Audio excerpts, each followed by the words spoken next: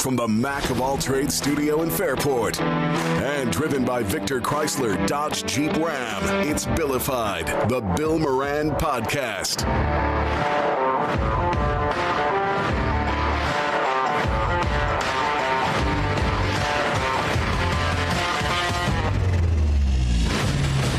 Well, hello and welcome. Thanks for getting your pod on. Thanks for telling a friend. That's how we spread the word about the pirate ship. Danny's here. Greg is here. Kevin's not here. Yeah, what's going on, man? So I said to Kevin, I just sent him a text. I go, "Are you coming?" And he's like, "What time?" I said, 4:30. I go, "Now, we're here now." He's like, "When was this discussed?" I said, "Friday." Yeah. I go, "Oh, that's how Greg was here." He goes, "Well, I was drinking Friday."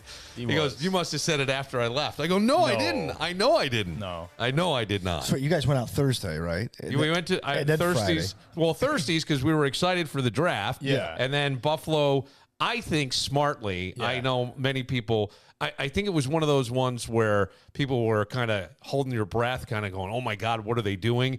And then I thought they got a great receiver, and Kevin sent me a really funny thing. I meant to grab the audio of the kid at the press conference talking about his coach. Hilarious. About Macy's? Yeah, I got it at Macy's for $78.19 or $79.89. He's like, I got to go get some new colors. I got to get me a blue and a red one now. Yeah, Doug Gottlieb retweeted it. Goes, "My mom taught me the same thing. You shop 2 seasons ahead, you save money."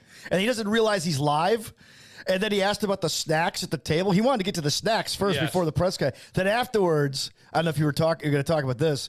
He reaches for the Wegmans cookies and starts asking about the cookies. Yeah, I did see that. The kid, that would be I love it. Keon Coleman, wide receiver out of Florida State. Who we picked number 33, which was the first pick of the second round. Yeah. Right. Because we traded our 28th pick to Kansas City, which was controversial. And when we were at Thirsties, we were like, what the hell are they doing?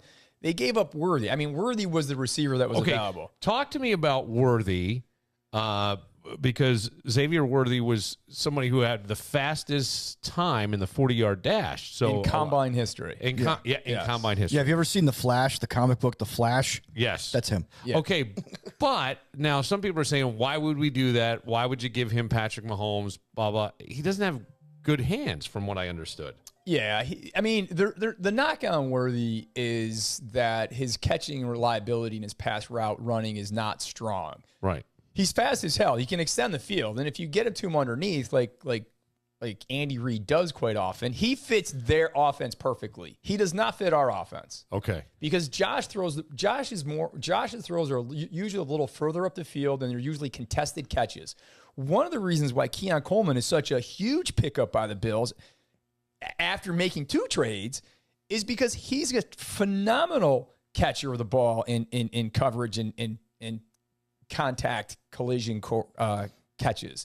So that's huge. But so we gave the Chiefs, everyone's all up in arms over. Yes, they were. You Gave him the next Tariq Hill 2.0. Well, they were going to get him anyways because we didn't want him. We weren't going to take him. Yeah. We wanted Coleman. Right. The Bills were at 28, the Chiefs were at 32, and the Packers and Cowboys were not going to take a receiver.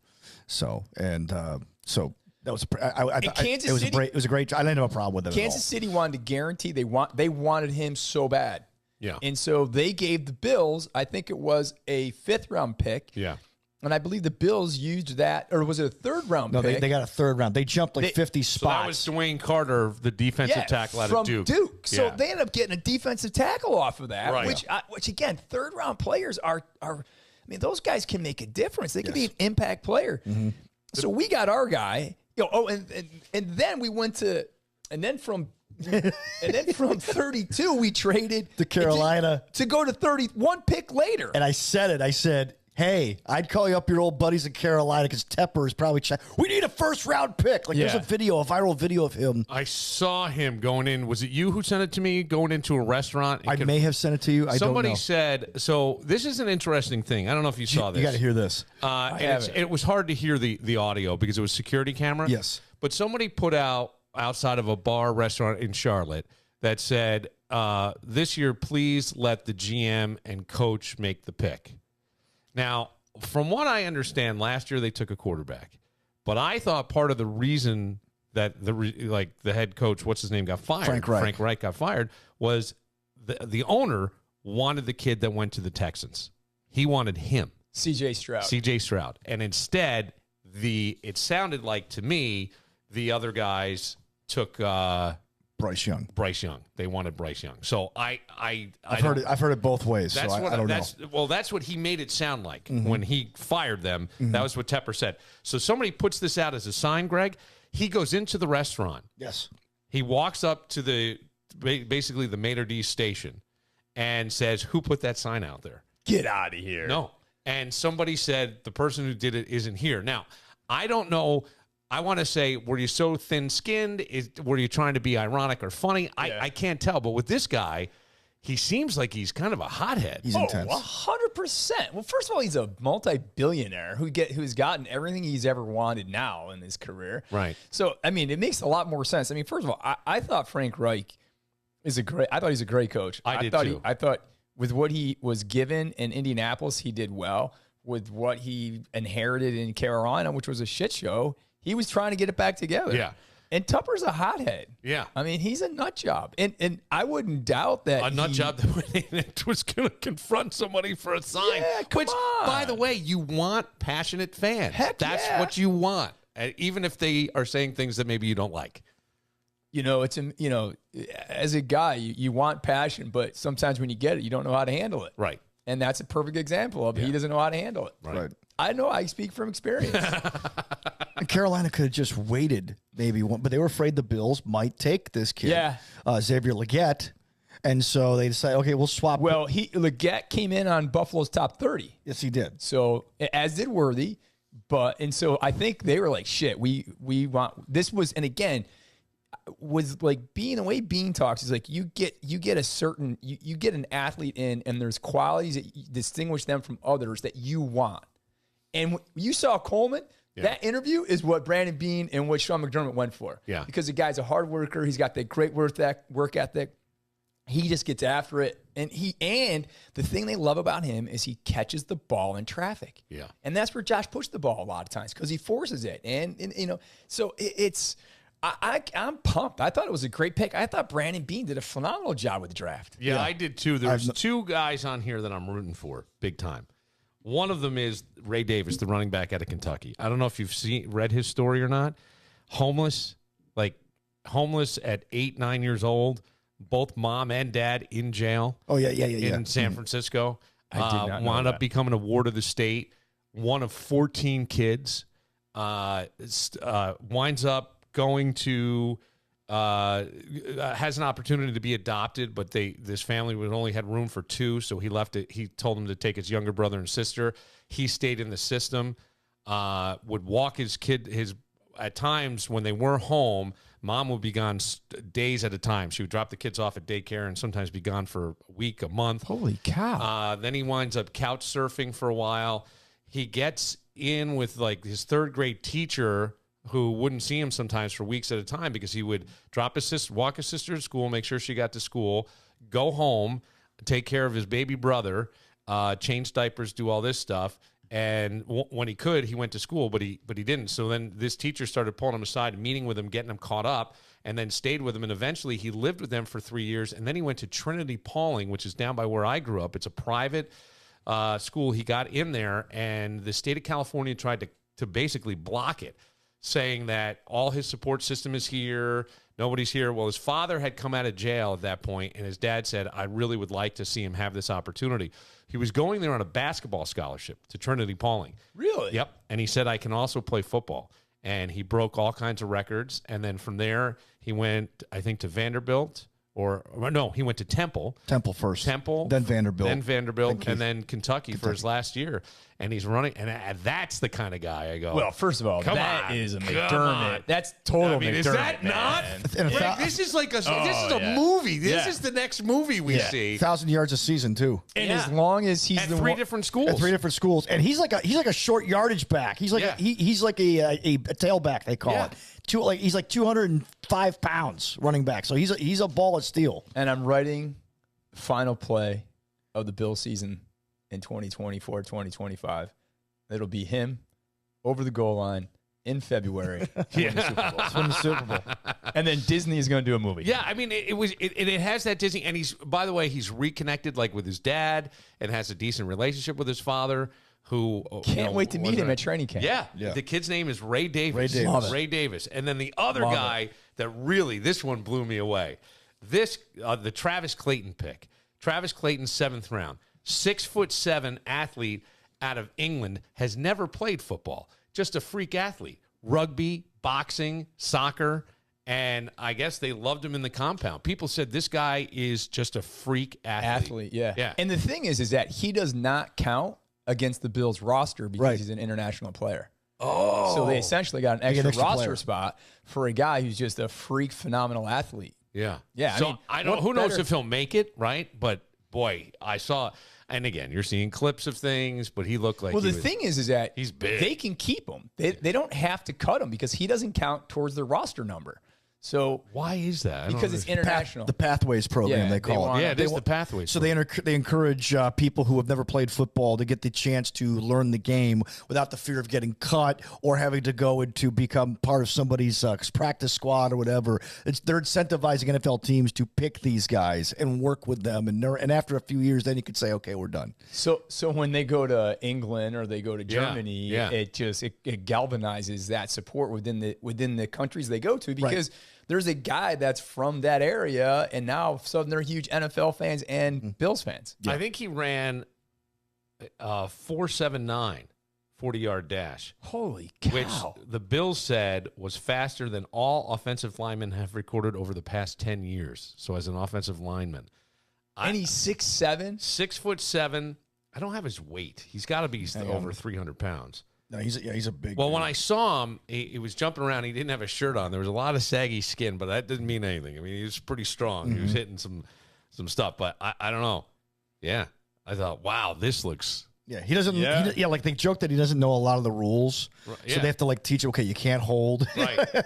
There's certain techniques. He's going to be a project, but Sean McDermott and Brandon Beane love 3 types of guys. They love players who are incredibly athletic, which he is. Yeah. They love players who actually come from athletic backgrounds, meaning their parents were Division I athletes or pro athletes. Right. Speaking of that, did you see who they picked up in undrafted free agents? Yeah, you did show that. Who was it?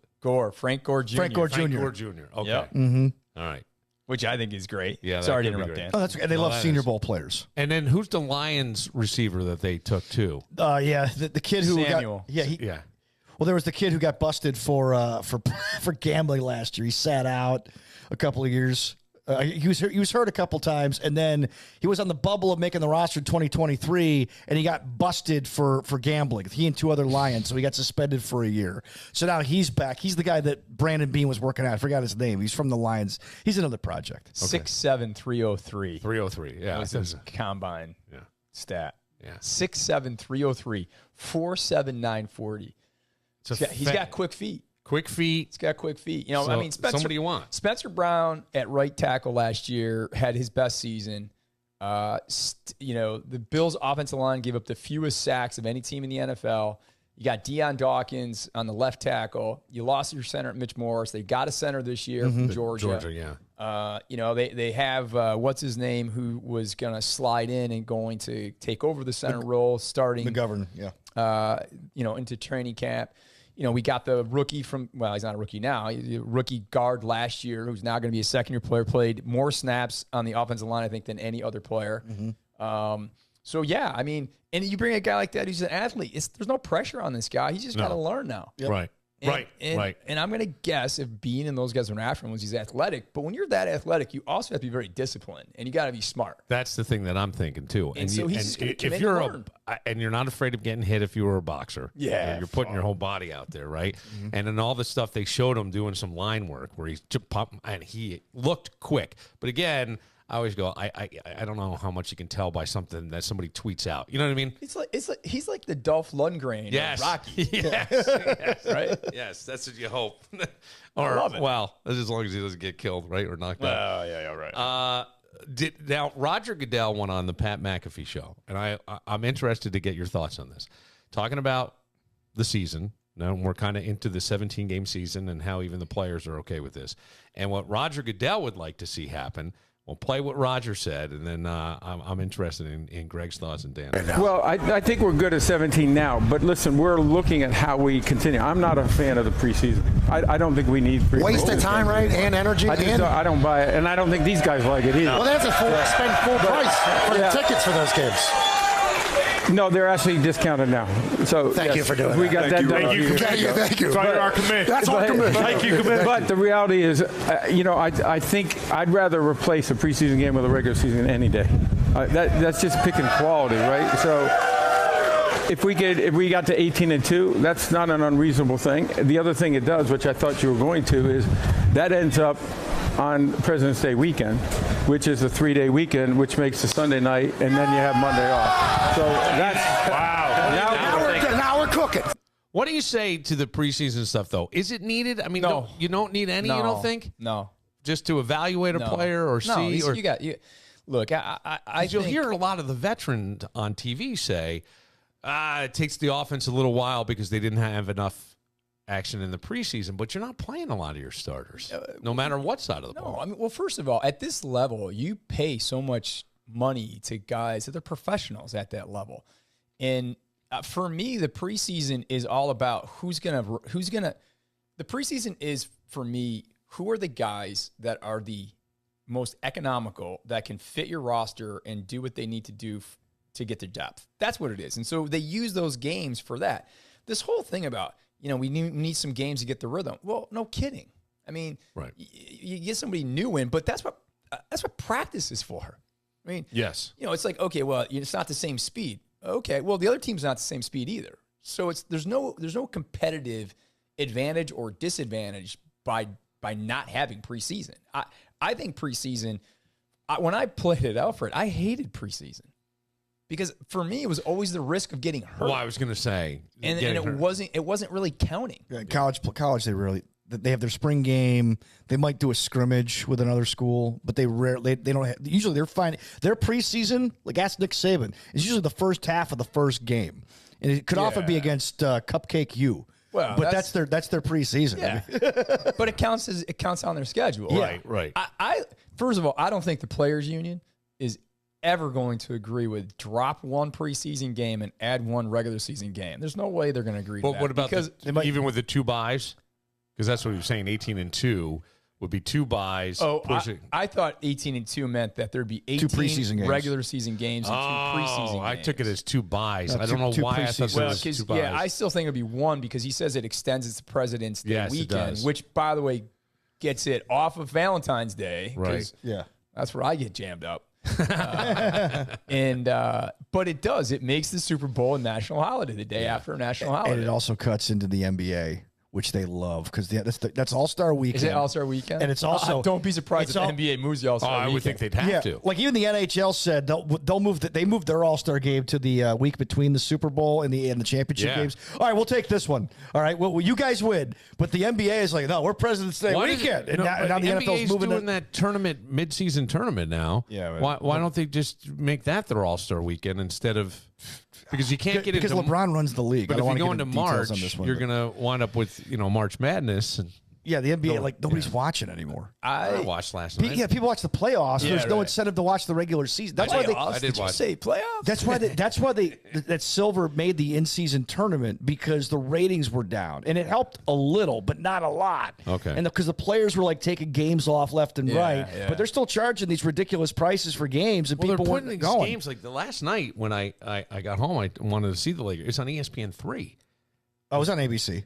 Oh, it was? Yeah, it was on ABC. Oh, I saw it on ESPN3. No, it was oh, good. I'm glad it was on ABC. Okay, I didn't realize. I think it was on ABC. That makes more sense. I was watching it last night, but yeah, I mean, the NBA now because next year or this next season coming up, there's going to be a Wednesday game and it's Christmas Day. They're going to have 2 games, and that's the NBA's big day. Yeah, it's Christmas Day. Yeah, and so the NFL is just like. Pow, pow, they don't care anymore. World Series Thursday night, tough crap, brother. Yeah. We're going head to head with you. We don't care. Right. And so that's what they're doing. We are the king league here.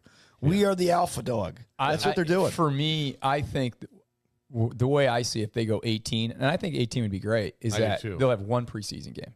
They'll have one preseason game, probably the second or third week of training camp, or it'd probably be mid-August, so there'd be 2 weeks. So they would have the game, and then there would be 2 weeks, and then the regular season would start. So if there's any injuries, you have 2 weeks to recover. But that also gives you some prep time leading into it. Would you start the season a little earlier No. potentially? I kind of wish they'd give them 2 bye weeks. I would start. I mean, as it goes, only just for recovery and as you're getting into later in the season. But I don't know how you with feel about 18 that. games, I mean, you might that's a possibility. It'd be interesting, and obviously, I don't know how complicated the schedule don't gets either, when you have yeah. 2 bye weeks, but I can imagine. It's a I know when they nightmare. went to the bye weeks, the scheduler said it was the hardest thing for them to adjust to I'm sure it with was. scheduling. Which I mean, look, okay, so the draft is over. Everyone's like, I can't wait for training camp. I can't wait for training camp. Trust me. But you know what I can't wait for? The schedule I release. can't wait for the schedule release. I can't wait. It's like Christmas. It's like Christmas morning. It's When another. wait, when is that? I think it's the first or second week of May. Yeah, it varies. They don't because of the schedulers go through and they got Yeah. there's a lot of variations. There's no specific date for it because it's one they. Well, the other thing is that once they want the draft, they want to know if there's any other free agency moves because they want to get the marquee matchups on the primetime shows and locations. And so it's usually in May and it's usually before my birthday Okay. because right around my birthday is Is this when like I'm- kickoff to your birthday season? it's like what I do is I actually schedule my away trips based when the schedule release comes out, So it's, Oh, sure. So it's funny. So Sal which is like a Capaccio, celebration for my Sal birthday. Capaccio from WGR, great guy. Great, and we know Sal because he emceed that event that you. for Zach. Up Yeah. at the, So Sal Echo does this Center. podcast every year where he talks to the NFL schedule maker, and it's his most listened podcast. And he says the schedule makers say that the Bills are going to be on prime time quite a bit, which is no surprise. But like, you're not going to get a regular body clock again this year. Goodbye 1 o'clock games again. It's going to it's going to be right. 4, 8 Thursday night, Sunday Yeah. night, Monday night. Get used to it, Bills fans, because you got Josh Allen. So that's what it's going to be like. Why don't we take a moment? When we come back, since we're kind of on this theme of the NFL draft, I'd love to play what the Colts GM said. Did you catch this? I saw this, yeah. And good for him, Well, too. I kind of say good for him, but yet at the same time, you're investing a lot of money, so character is a big piece of this. But we are talking about young men, So I can't wait to hear it. You haven't heard it? I have not heard All it. right, we will get to all that next. Great tease. But first, Yeah, that's